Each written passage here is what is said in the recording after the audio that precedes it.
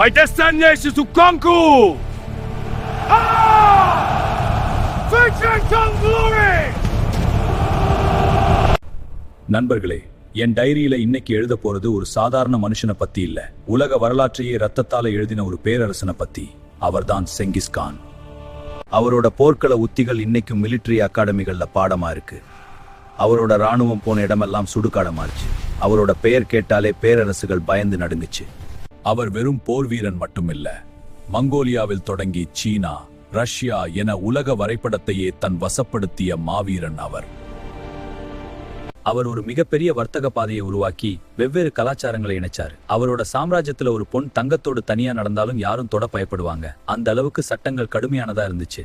அவரோட மரணம் மற்றும் கல்லறை இன்னைக்கும் ஒரு பெரிய மர்மம். ஆனா ஒரு மிகப்பெரிய விஷயம் என்னன்னா, இன்னைக்கு உலகத்துல இருக்கிற மக்கள் தொகையில 16 மில்லியன் ஆண்கள் செங்கிஸ்கானோட நேரடி வாரிசுகள். இது எப்படி சாத்தியம்? செங்கிஸ்கான் ஒரு ஹீரோவா இல்ல வில்லனா?